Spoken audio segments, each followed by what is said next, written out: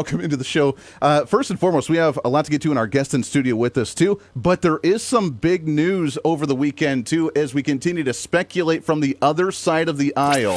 What's trending today? And, Congressman, you'll enjoy this clip, but there was a podcast of a former Obama aide that is trying to break down why they allowed Joe Biden to stay in office for so long, doing an interview over the weekend and saying this. We went to the White House and saw Joe Biden, who had just come back from a trip, and he was, I don't think it wasn't as I think, egregious as what you hear in the audio around the Her report. This was April of 2024. It was April, and he was rambling, and he was hard to follow, and he repeated a story. But then we were assured by people around him that he was just exhausted. I remember feeling, I want to talk about this as a huge liability. I want to talk about this as something Joe Biden can overcome.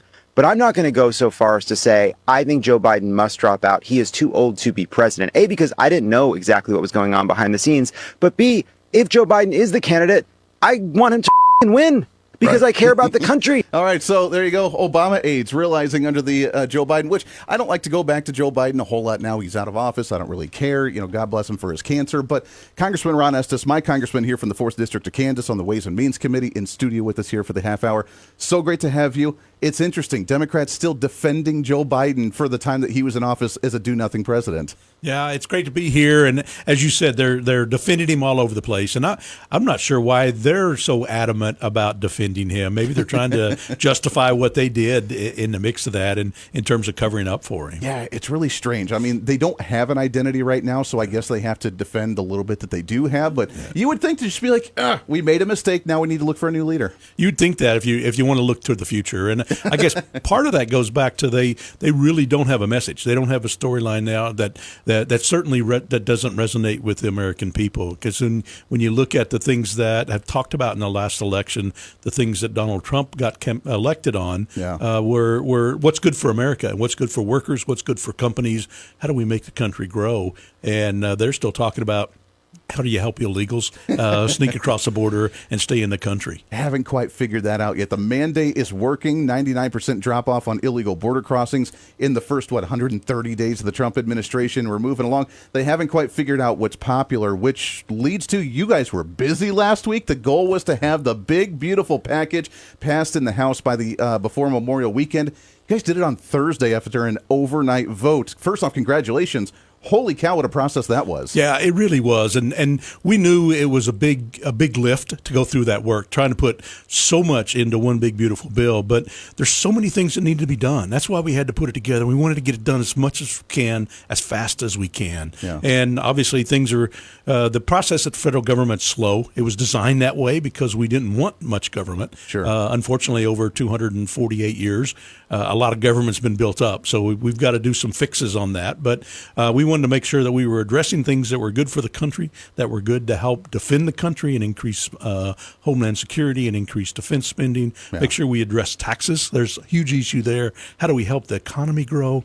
And how do we look at what the future is for the country? Yeah, there's a lot to cover here, so let's break some of it down. First, though, through the Ways and Means Committee, I know it was held up in the Budget Committee last week before it actually got to the floor. I know because it was some of the spending hawks, which we'll get to in a minute, but through the Ways and Means, looking at the spending, looking at the tax cuts, you guys got a lot in there from codifying and permanentizing Trump tax cuts 1.0, which expire at the end of this year, and then going into 2.0, the no tax on tips, no tax on overtime, no tax on Social Security.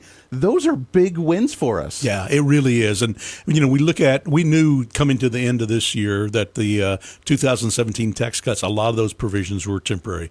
Part of that just goes back to the way the rules work in the Senate, and yet you have under the reconciliation process, there's some certain guidelines. You can only talk about spending and taxes, not policy, but you have to make sure that you address the right decisions around that. Sure. And we wanted to make sure that there was enough clarity going into next year to help people make decisions, whether you're a business trying to make a decision where you're going to make an investment, or whether you're at home looking at, can I buy a new car? Because are my taxes going to go up 22%, which is what we were looking at. And that's insane. All of these Democrats that voted no on our bill last week, I mean, they basically voted to increase taxes 22% on everybody. They voted to cut the child tax credit in half. They voted against giving tax relief for seniors for their Social Security. They voted to increase taxes on small business, which are the job creators in the country. Yeah. How do they still use the same talking point that it's for the millionaires and billionaires? All these tax cuts are for the rich people, which I don't understand. I don't know, and Congressman, maybe you can explain it better than me. I don't know any millionaires and billionaires that are waiting to try and work their overtime to save that extra buck to not have that taxed or to rely on those tips at the restaurant. I don't know many super rich people that are relying on that tax money. Yeah, I mean, it goes back to the failure of the mainstream media to be a checks and balances. Yeah. I mean, the whole point of having a free press is to be able to talk about things. And we've seen for decades now, the mainstream media has not done any fact checking to any extent on the Democrats and their stories that they tell. Right. Thank goodness that we have a lot of social media, a lot of podcasts, people like you that are out there pushing. That wasn't a shameless plug. Just there we go. I paid you for that one. Just talking about these are the facts. I mean, the things that we need to promote and to move forward. And it's like I talked about when I was on the budget committee discussion about, Nancy Pelosi said it was crumbs that the middle class was going to get. And even the New York Times finally came out and said that's not true, right. That it's been a long sustained misinformation campaign and that the facts were that the middle class really did get tax cuts. Yeah. And so that's a piece that we need to have more of the truth that gets out there so that people understand. Well, common sense. I mean, yeah, if we're doing these cuts, I mean, Social Security recipients not having it taxed, which, by the way, it's already been taxed like 5 different times before they actually get that when they're on retirement. Why a millionaire and billionaire would be relying on that and worried about how much tax money is coming out of their Social Security is insane to me. Yeah. Why would you even use that talking point? Yeah, it's not because they want to scare people. They want to scare people that are on Social Security. They want to scare people on Medicaid. That's because of the reconciliation rules, we couldn't say we're going to eliminate the taxes that are out there on Social Security because that had to be excluded under reconciliation. But what we did was we gave a deduction, we increased the deduction for seniors. So it more than offset what would have been the Social Security taxes. And it's a type of scare tax that they use with Medicaid. I mean, basically saying that there's going to be 14 million people thrown off Medicaid, which is what CBO used in their estimate. Right. Which we can talk about how bad CBO's estimates are. But, in particular, if you look at the details, the people that are not going to be on Medicaid based on CBO's estimates were ones that would fail to re-sign up. Sure. So that was about 7.5, 8 million of the 14 million. Sure. The illegal aliens that were on Social Security right now, like they are on Medicaid that they weren't supposed to be. Yeah. I'm talking about able-bodied adult men that make more than minimum wage, right? That they should at least be looking for a job and not depending on Social Security and a handout from other Americans who are working. What a concept! Yeah, work requirements. Which, by the way, you guys did bump up during those negotiations to go into effect at the end of next year, if that's the way it stays after it goes through both chambers, which we'll get to in a minute. At the same time, looking at the other side, economic growth. One of the, tax breaks that we had that Trump wanted was the writing off of interest if you buy an American vehicle. Little things like that, saving that little bit of money, writing it off in your taxes, allowing us to reinvest into the economy. That's going to show some GDP growth on a pretty quick turnaround, isn't it? It really will. I mean, President Trump, in his first term and during the campaign and now in his second term, is advocating for American businesses and American workers. And so making sure that we have things going forward doing that and actually pushing back on some tax provisions and policy provisions that actually work against American businesses. Like, the Biden administration and Secretary Yellen went out and made this international tax deal where foreign countries could come in and tax U.S. businesses for their operations in the U.S. Right. if they didn't think they were paying enough taxes. Of course, yeah. What a concept, yeah. The other side, they don't really care. It seems like they really don't like to focus on what we're doing here to benefit us, which is what Trump's really trying to change with some of these foreign policy deals, right? Yeah, it really is. And when you look at, the world wants a strong America. When I talk with people from other countries, they want us to be a leadership role to help guide that because they don't get it in their own government or the folks in their government are fewer than the majority in terms of making the policies for their government policies, and yet they want us to be a leader in that process. And President Trump's shown that if you stand up and you be strong, America's stronger, America's in a better place. People have more sense of security. They know that the economy is going to be better. We know that there's going to be fewer wars. When you saw that, Already seeing that. Yeah, that's right. That's right. There wasn't an invasion of Ukraine when President Trump was in office. There wasn't an invasion of Israel when President Trump was in office, and we were enforcing the laws to help keep people from crossing the border illegally. That's what it's about. We're talking with Congressman Ron Estes. He's my congressman here in the 4th District of Kansas. Let's talk about the spending cut side. $5 trillion in tax cuts, which is what we're seeing in this, which is awesome. To compensate for that, obviously we need to do some cuts on the other side of the aisle. Obviously nowhere near what we need to, but did we at least go on the right direction, go down the right road to start doing government cuts right now? Yeah, we really did. I mean, one of the things, again, going back to the Senate rules around reconciliation, is you can only address mandatory spending programs, which covers a lot of gauntlet. I mean, actually, 70% of the spending on any given year, I don't vote on. Yeah, it's all mandatory It happens spending. automatically. Yeah. I mean, it's called mandatory. I usually call it automatic because it's either set up of Social Security or Medicaid, which people pay into. We're not paying enough into those for the amounts being pulled out based on longevity in life. Yeah. But Medicaid, food stamps, all the TANF, temporary assistance for needy families, and other programs, and now interest. Interest on the debt is the third highest cost in the federal government. It's more than defense, right after Social Security and Medicare. And so we've tried to focus on how do you put in work provisions for people on Medicaid who are able-bodied men that Obamacare said didn't have to work and they could be entitled to Medicaid. Yeah. And be entitled to discounts on their Obamacare health insurance policy if they chose to get one of those. Right. But so we wanted to make sure that there were common sense provisions.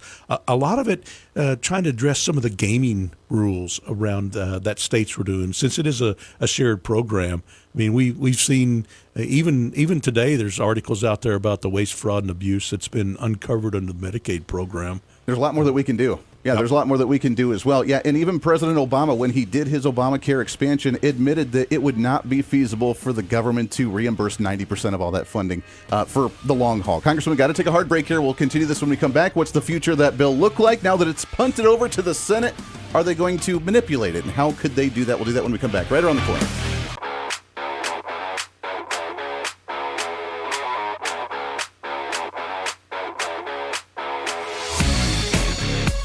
When reason meets radio. This is the voice of reason with Andy Hooser. Why, yes, it is. What's up? Welcome back into it. Good post Monday. Getting back into the groove after your Memorial weekend. Hopefully you had a wonderful one. We're hanging out with Congressman Ron Estes, my congressman here in the 4th District of Kansas, in studio with us here for another segment. We could talk about this for another hour or two, at least, with how much is in this bill, which is really exciting. Let's talk about the spending versus the tax cut side. Obviously, we did $5 trillion-ish in tax incentives, which is awesome. I mean, I want my money back in my pocket. That's good news. Obviously, that's going to take a hit, at least in the short term, for tax revenue at the federal level. Some of the fiscal hawks, the Thomas Massey in the House, Rand Paul in the Senate, I love what they do. I respect the hell out of them. But, they're saying, well, no, because we didn't do $5 trillion worth of cuts, they're not going to support the bill. Not realizing there's a long-term investment here, right? I mean, if we have more money in our pocket, the GDP is going to grow a lot faster to hopefully get up and actually keep up with the debt that we're accruing right now, right? Yeah. When we were looking at the bill, we were looking at one, tax cuts to make sure the economy grew, and that we were focusing on that in terms of having good provisions to do that. Also looking at how can we cut some of the mandatory spending, and particularly cut the growth in the mandatory spending, which is so tough. You're never allowed to touch that. And that's tough to do, particularly in under reconciliation, because you can only address spending and tax aspects. You can't necessarily change policy through that. And then the other thing we want to look at is how do we make sure the economy keeps growing? Because we know that a 1% growth in the economy generates $3 trillion more in tax revenue over a 10-year window. Wow. And so when we were looking at how do we make sure we address these provisions on the tax side that helps the economy grow, we saw that after President Trump came into office and we passed TCJA, we saw the economy take off after 2017, and we saw wages go up, we saw tax revenue go up.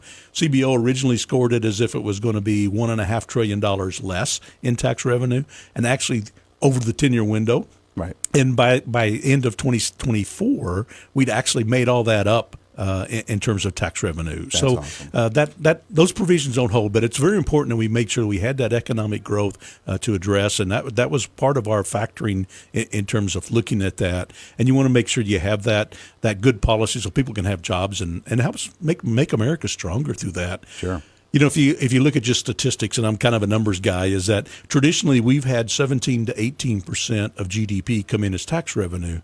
Now we're up to 24% on the spending side. Wow. Yeah. So, you know, that's what's really out of line. And I'd rather make sure we had a higher GDP, which means that 17 to 18% is a higher dollar amount that comes into the Treasury. That's right. And, you know, you can look at a lot of statistics. You know, they talk a lot, you mentioned earlier about the 1% and the millionaires and billionaires getting a tax cut. Well, after TCJA, the top 1% are paying 46% of the tax revenue. Back during the Carter administration, when tax rates were highest in was 70%, the top 1% paid only 19%. Wow. Of the tax revenue. So by actually making the economy grow, we've actually made it so that the wealthier do pay more into tax revenue. They're paying almost half of it. That's right. right. They're paying almost half of it That's right right. now, which is, I think, a completely unfair imbalance, but they still say they're not paying enough of their taxes, which is insane. Congressman, we got about 30 seconds left here. Your thoughts now that it's in the Senate. How much are they going to manipulate this, and do you see it coming back to the House side? You know, I expect that the Senate will modify it some. I mean, that's kind of, you know, why they're thinking of their ideas. There's a few things they could do to make it better in terms of some of the provisions we didn't get permanent because of the way we'd structured the bill in the House. So they could make it better. They could make it better, Wow. and hopefully they do make it better and not make it worse. We've got so many things we've got to make sure that it's a good bill. We make sure that it passes you know, by middle summer. 4th of July would be a great time to have it done. 4th of July right now, isn't it? That'd be great to have that for America. Yeah. That would be a great way to celebrate going into the Independence Day, is this big, beautiful package for President Donald Trump, the mandate that he wanted, and the big goals. We're so close. We have some work to do. Hopefully the Senate can get theirs through. Congressman, we always appreciate it, my friend. It's always good to see you here in studio. Keep up the fight. Let's get you back on and do it again soon. Great. Thank you, Andy. Always a pleasure. All right, we got lots more to get to here on a Tuesday for The Voice of Reason. Stay right here.